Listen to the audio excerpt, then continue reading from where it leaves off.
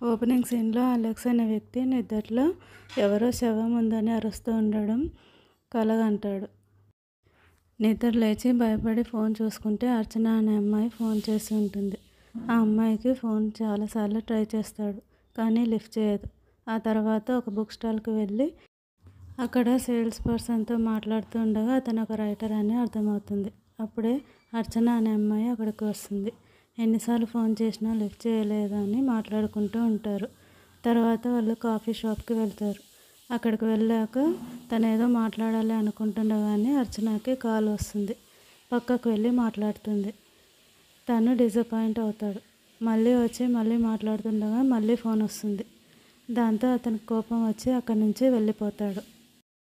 అర్చన అనే అమ్మాయి లాయర్. తను ఒక పెద్ద లాయర్ దగ్గర అసిస్టెంట్గా పనిచేస్తూ ఉంటుంది. అందువల్ల ఎక్కువగా ఫోన్లు వస్తూ ఉంటాయి. తను ఇంటికి వెళ్ళాక మళ్ళీ అలెక్స్కి ఫోన్ చేస్తూ ఉంటుంది. అప్పుడు అలెక్స్ ఫోన్ లిఫ్ట్ చేసి ఇద్దరు కలిసి ఎక్కడికన్నా వెళ్దామని ప్లాన్ చేసుకుంటారు. ఫోన్లు ఇంట్లోనే పెట్టి వెళ్ళాలని అనుకుంటారు. ఎవరు ఫోన్లు తీసుకురాకూడదని, వాటి వల్ల డిస్టర్బెన్స్ అని ఇద్దరు మాట్లాడుకొని ప్లాన్ చేసుకుంటారు. తర్వాత వాళ్ళు ఎక్కడికి వెళ్ళారు, ఏం చేశారు అనేది నెక్స్ట్ వీడియోలో చూద్దాం.